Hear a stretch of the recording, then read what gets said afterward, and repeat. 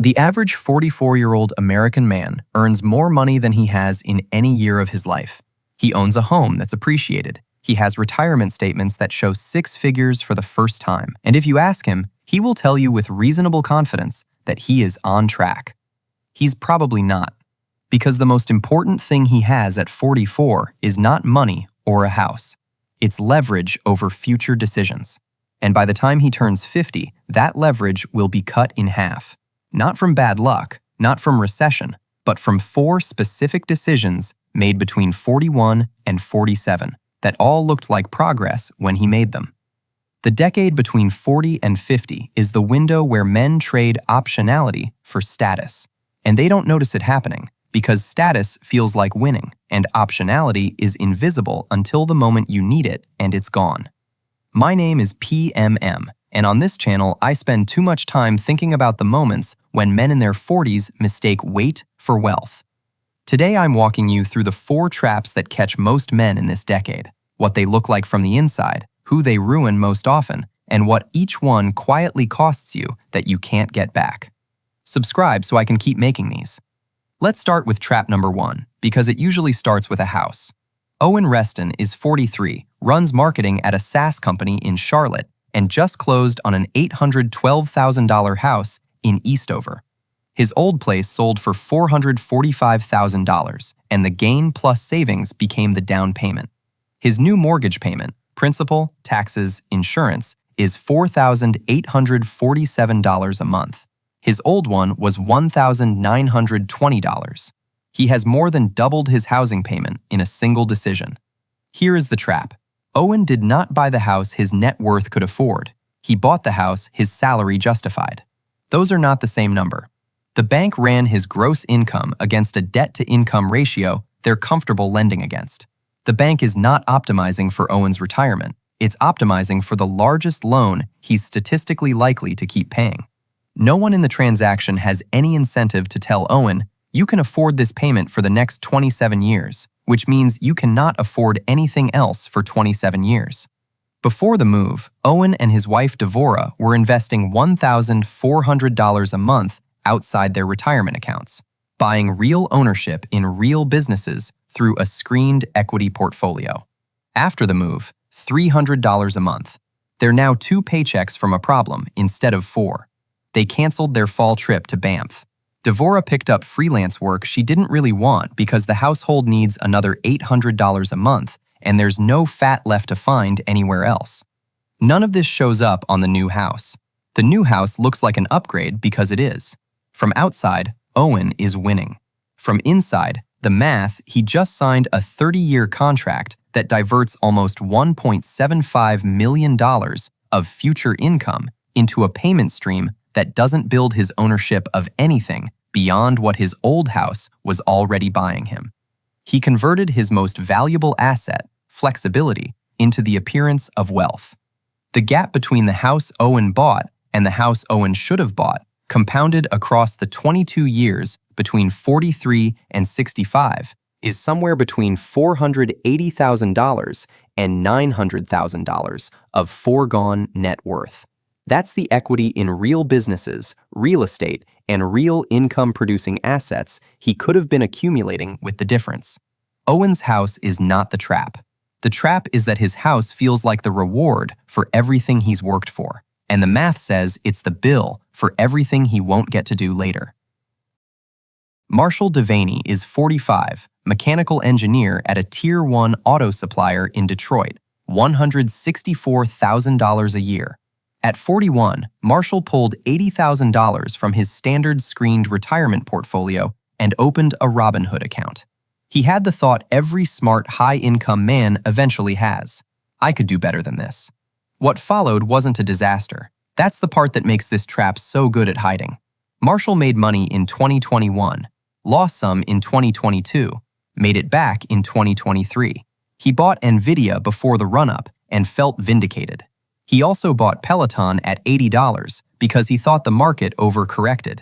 By 2025, his $80,000 active account was worth $71,400.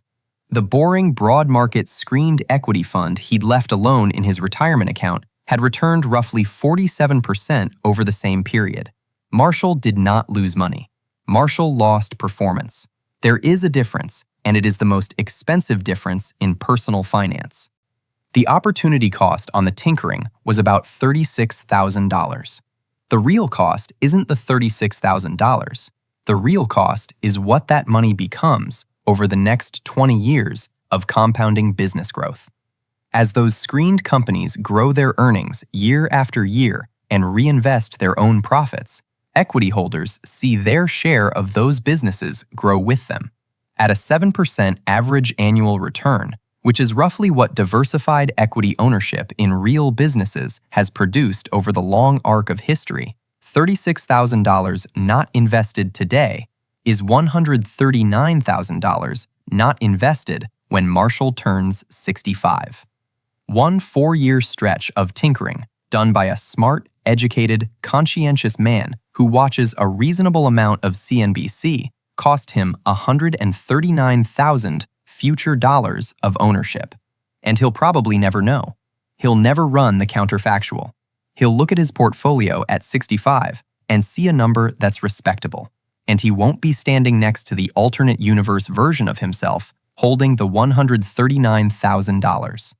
Industry research on investor behavior shows the average self-directed investor underperforms the same fund they're trying to beat by 1.7 to 2.4 percentage points per year. Over 25 years, that's the difference between retiring at 60 and retiring at 68. Same person, same income, same diligence. Different decision about whether to leave the boring portfolio alone. The cruelty is that the tinkering feels like work. Marshall reads earnings reports. He maintains a watch list. He has opinions about Fed policy. These are the visible behaviors of someone managing his money, and the visible behaviors are exactly the ones that cost the most.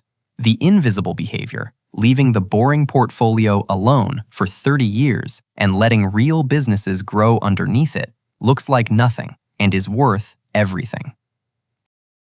Henrik Salzberg is 46, lives in Minneapolis.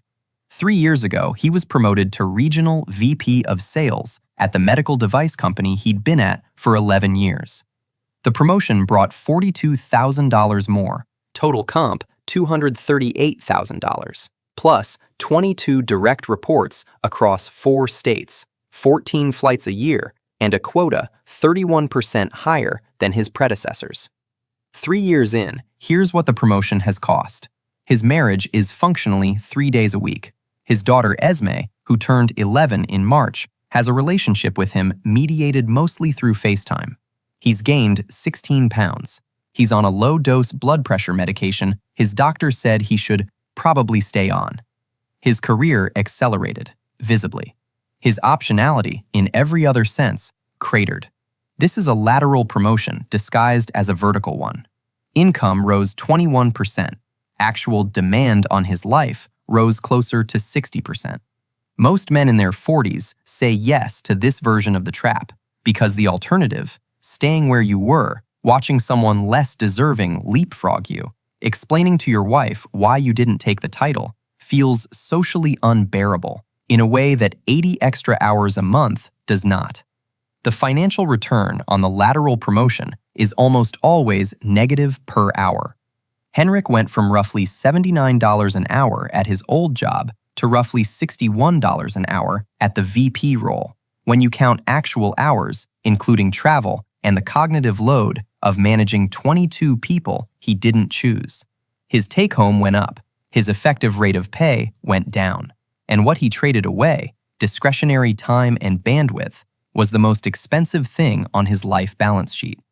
The hidden cost is what this trap does to your ability to leave. Henrik's lifestyle, his daughter's school, his housing payment have all been recalibrated to $238,000.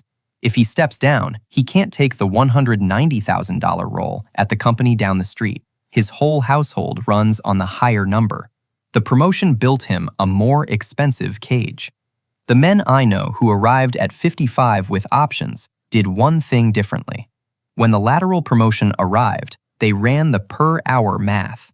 About a third of the time they said no, quietly, and 10 years later, they were the ones who could choose. Casey Whitcomb is 44. His wife Maren is 42. Combined income, $284,000. On paper, comfortably upper middle class. The reality is they're being squeezed from 3 directions simultaneously. Their daughter Yuki is 16, looking at colleges. Realistic out-of-state public tuition, $42,000 a year, all in. Their son Bram is 14, orthodontia, club soccer at $4,800 a year. Kids becoming expensive in the exact window when parents have the least bandwidth to say no. Second front, Casey's parents. His mother Vivian was diagnosed with early dementia in November. His father Philip has arthritis. The conversation Casey has been avoiding for 6 months is the one where he tells his sister Roisin they need round-the-clock home aids at $9,200 a month, or memory care at $7,800. None of the options are good. All of them eat the emergency fund Casey and Maren spent 8 years building. Third front, the one they don't talk about, their own retirement. They have $487,000 combined in retirement equity. They need roughly $1.8 million by 65 to live on $90,000 a year. They are $1.3 million short. The math says they should be contributing $4,200 a month. They're contributing $1,800. This is the trap most men in their 40s walk into, whether they see it coming or not. The sandwich generation isn't a metaphor. It's an arithmetic event that arrives when your kids hit late teens and your parents hit late 70s. Unless your parents built real ownership early, equity, real estate, businesses, and most of that generation didn't, you're inheriting a financial responsibility no spreadsheet warned you about. Every $1,000 of ownership you don't build in your 40s is roughly $7,600 less in your portfolio at 65, assuming those real businesses grow at the long-run rate they've grown for the last century. Casey and Maren are leaving $2,400 a month of potential ownership building uninvested. Over the 4 worst years of the squeeze, $115,200 not put into equity in real businesses. That translates to $876,000 less in net worth at 65, from a single window where math demanded one thing and life demanded another. There's no clean solution to this trap. The men who get through it with their retirement intact did 3 things before it arrived. They had the difficult parent conversation before there was a crisis. They capped their lifestyle aggressively in their early 40s, and they named ownership building as a non-negotiable monthly cost, not a leftover. Notice something about all 4 traps. None are caused by stupidity, none by laziness. Owen, Marshall, Henrik, and Casey are all educated men who do exactly what every cultural signal tells them is responsible. The traps are systems collisions, the predictable result of stacking 4 institutional incentives: a mortgage industry optimized for the largest defensible loan, a financial services industry that profits from your tinkering, a corporate promotion structure that rewards optical advancement, a healthcare system that quietly transfers aging costs to the next generation, and putting one man at the bottom of the stack. You don't escape by being smarter. You escape by recognizing the system has its own incentives, and those incentives aren't aligned with yours. The 4 traps share one signature. Each adds weight to your load without you noticing, until the day you try to set something down and discover you can't.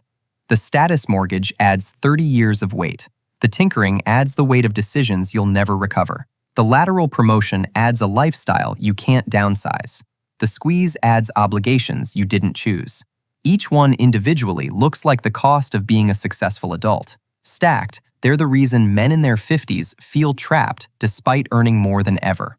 What you're carrying is not the same as what you're worth. Most of the men I know who arrived at 55 with options didn't earn more than their peers. They carried less. They bought the smaller house. They left the boring equity portfolio alone and let real businesses grow underneath them. They turned down the promotion with the flight schedule. They had the hard conversation with their parents at 43 instead of 49.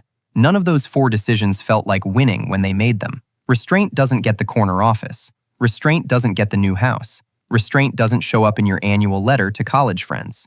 But 10 years later, restraint is the only thing standing between you and a job you can't leave. The window from where you are right now to 55 is real, and it's yours. Pick the trap you recognized yourself in. Name it. Start the slow, unglamorous work of setting it down. Set the load down. I'll see you in the next one.